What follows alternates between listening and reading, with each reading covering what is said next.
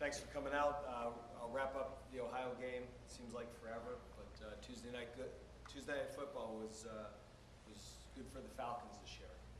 And it was another game that we got off to a fast start.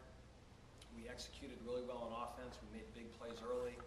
We were very physical on defense. We did a tremendous job on third downs.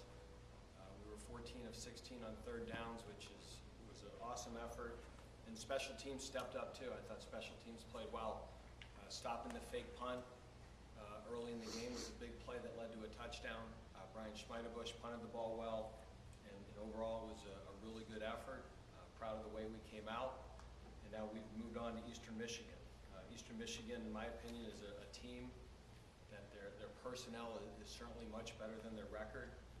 They have probably been through about as much adversity as a football team can possibly go through in the season. Obviously, the tragic loss of a player is something I certainly hope that you don't wish that on anybody. That was just devastating for their program, and he was a great young man that we tried to recruit. And then their head coach getting fired, but it was a great effort they had against Western Michigan 2 weeks ago. And it seems like their team really bonded together and really played inspired football and exciting football. And it was a great effort. It's a great credit to Coach Parrish that he was able to bring that group together and play as well as they did. They've had 2 weeks to get ready for us. Their numbers on offense are very good. Certainly, Brumfield and Hill are two very good tailbacks. Their entire offensive line is over 300 pounds. They're very physical. They have moved the ball against pretty much everybody. They line up in sets that are very difficult to defend. They line up in a lot of double wing sets. They present a lot of challenges on offense. Coach Parrish has always done a great job with offense no matter where he's been. And defensively, they have playmakers. They can rush the passer. It appears they've simplified the defense. Certainly going into the Western Michigan game, they did a lot less than they'd been doing. And they played faster, and they made plays when they had to. So we need to be focused, and our goal is to go 1-0 this week. And we're looking forward to get up there and play again. It's been a lot of long breaks this year. This is our third extended week game, so I think our guys are looking forward to get up there and play a game.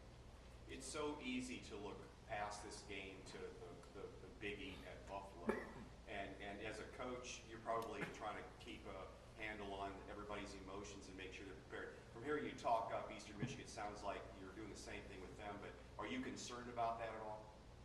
Yeah, I think you have to be concerned about it, but I think if this was the NFL, you'd rest your vets knowing that game is the next week, but it's not the NFL. In college football, every game matters. And we know that big game is ahead of us, and we know we have that to look forward to. But in the world of college football, every game counts. Every win counts. It's hard to win a football game. Ultimately, this can play into where you go for a bowl, or if you go to a bowl. And so there is still significance to this game. The other thing we talked about is at the end of the year, we don't want there to be an asterisk. That if you want to win it outright, you need to win this game. And we certainly know the tiebreakers head to head, but we don't want that to play into it. When the year's over, our goal is to win the MAC East and be in Detroit. We are thrilled that goal is still alive, and we know that goal will be there a week from today. But this is the only game we have this week. I can say those things. The leadership of the locker room is going to determine whether that's real or not. So, we work all year round for 12 guaranteed opportunities. I hate to waste one of them. Based on what you saw or have seen on the practice field, are guys accepting that? Are they following? Yeah, has it been good practice? I mean, I'd say this, John, and I tell our football team this all the time. Good teams practice well. We practice well. I mean, our worst practice right now is better than our best practice 3 years ago.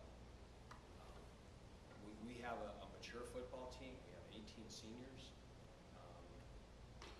They enjoy the feeling in the locker room after winning a football game, and I think they realize the commitment and the investment that goes into winning a football game. As a coach, you you don't take anything for granted. So we let the film speak for itself. These two running backs from Eastern Michigan are good players. Their offensive line knocks good teams around. They knock good teams off the ball. For whatever reason this year in the MAC, the schedules are very uneven. And if you look at who Eastern Michigan has played in the conference, I mean, it's Toledo, Ball, Northern, Ohio, Buffalo, I mean, and now us.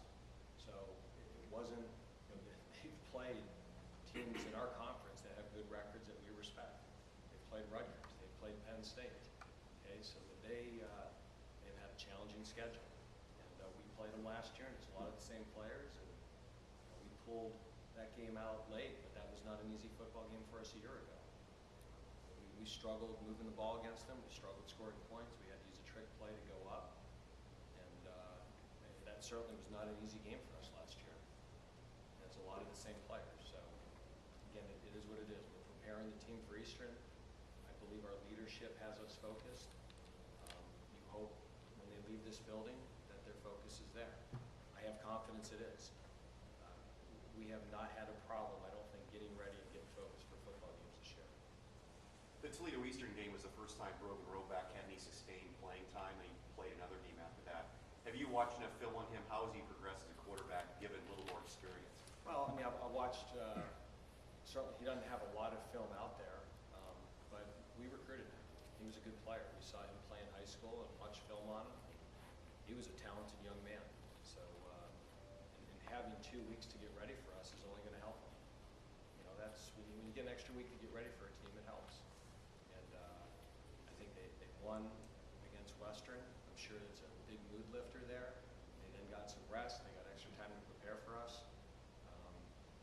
You know, and I'm sure they'll have him more prepared and able to run more of the offense. And they do a great job of moving the pocket. A lot of it's play action. Because of the sets they line up in, you know, it's not, their quarterback, there's not a lot of sophisticated reads they're asking him to make. Everything, the run game really sets up the pass game for them. And again, they run the ball well. They're averaging 170 yards a game. And that's against the schedule they've played. So again, just all you have to do is look at the max stats. Their numbers are good, and even more impressive considering the games that they've had to play. They've played most of the better defenses in the conference. Just gonna rip the Band-Aid off here. Do you have any, you're gonna watch the game tonight? Yeah, absolutely. Yeah, we'll watch it tonight. Do you have any rooting interest? Do you care? No rooting interest, because anything I say here will be used, could be used as bulletin board material hopefully later.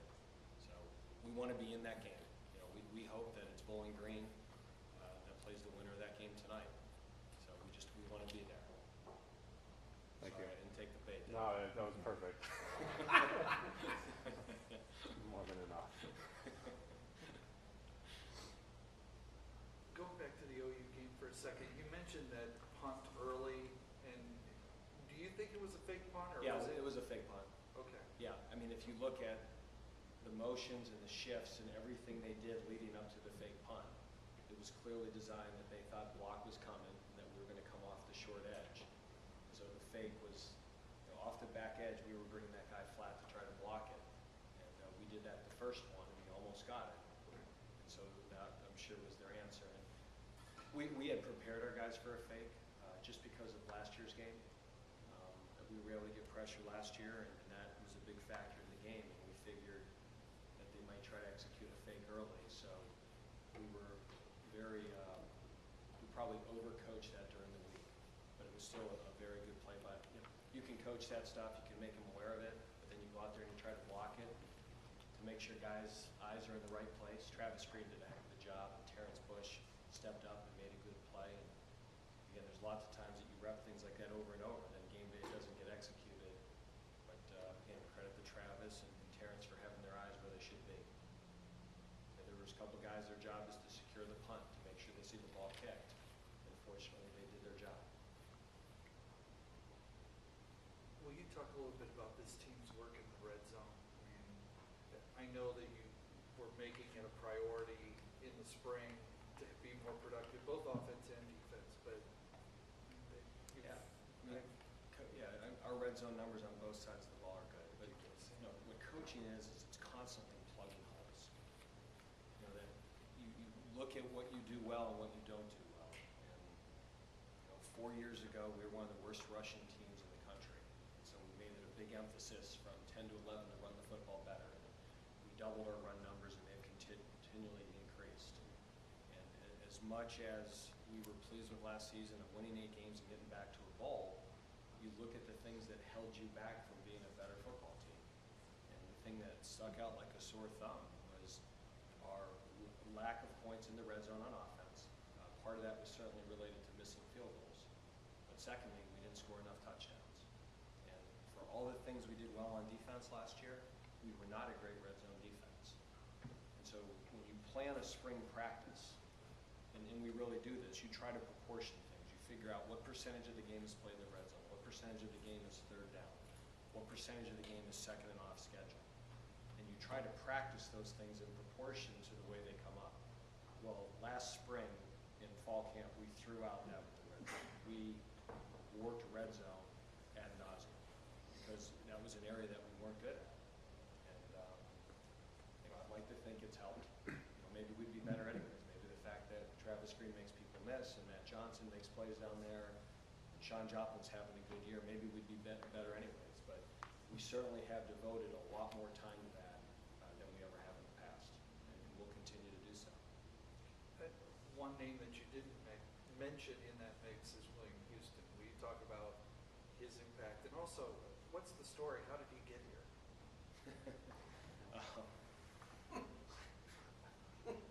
Well, I'm glad I asked. Yeah, his impact is when we get the ball on the 1 yard line. We have a 200, well, he was 260, he's now like 247. We've had him lose a little bit of weight. So, but we have tried every year to recruit a big back here. We have not been good in short yardage goal line situations here. We made a big jump from 11 to 12 in those situations, and I thought that was more because of offensive line improvement. John Pettigrew, for how small he was, really did a great job of finding the crease. But you know, a couple years ago, we thought we had Le'Veon Bell coming here. I mean, he was committed here, and we thought we had our big back, and then Michigan State takes him away. And those guys are hard to find. So it's not like there's 4 of them out there, and you lose one late, and you can get 2, 3, or 4. They're hard to find. So we went into last year's recruiting season getting a big back as a priority. And William was a guy that we targeted early. You know, we saw him early in the spring, his film as a junior year. We really liked him. Jason Rice, a former player here, is an assistant coach down there, and we thought we were going to get him. I mean, we really went after him hard. And not a lot of people were recruiting him because most people saw him as a fullback, and a lot of schools don't scholarship fullbacks. It's kind of one of those positions that a walk-on earns the job, and then they put him on scholarship. And we've done that here with Ackenberg and Chris Pullman. But we liked him as a big back, you know, a guy for 4-minute offense, for short yardage offense, for bad weather offense. His dad played at Ohio State. It was always a dream of his to play at Ohio State. So they offered him a preferred walk-on spot. And, you know, things didn't work out for him. And he wanted to know if he could transfer here because he was not recruited there. He was able to be eligible right away.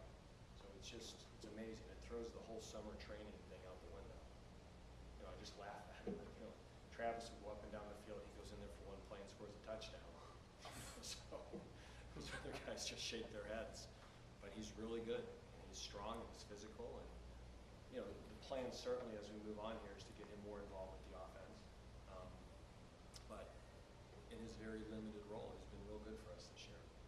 Do you see, you kind of touched on it, do you see him as having a future of being, maybe not necessarily a feature, well, no, maybe as a feature back? Who knows? I mean, I'm not going to put any limit on what he can do. He's a good player.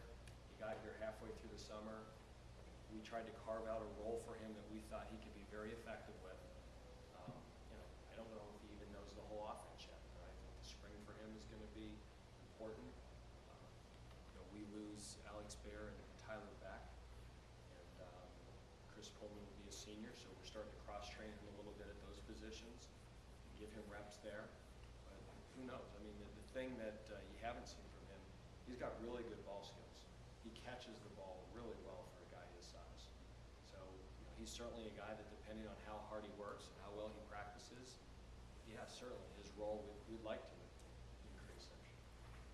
But there's good competition at that position for the foreseeable future. So we got a lot of good backs. And the two guys we're redshirting right now, Eric Carroll and Marcus Levy. I mean, you see those guys practice.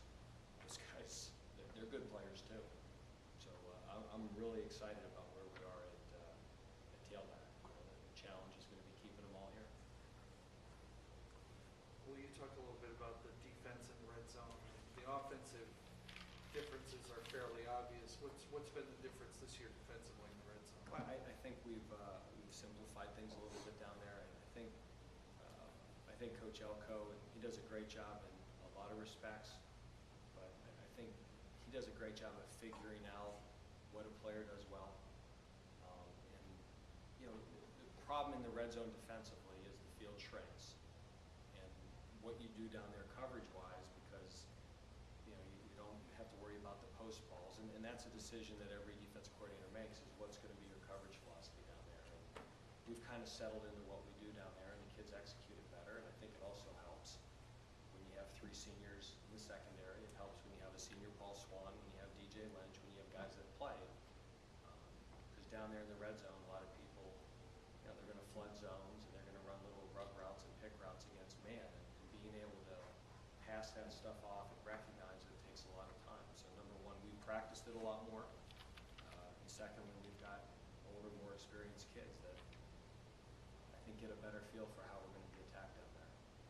Is that, and especially defensively looking at it, is that a situation where success kind of becomes a boulder moving downhill? You succeed at it early and that gives you confidence and you're better at it, or is it?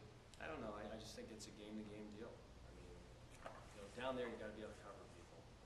Down there in general, your safeties are more involved in the run game.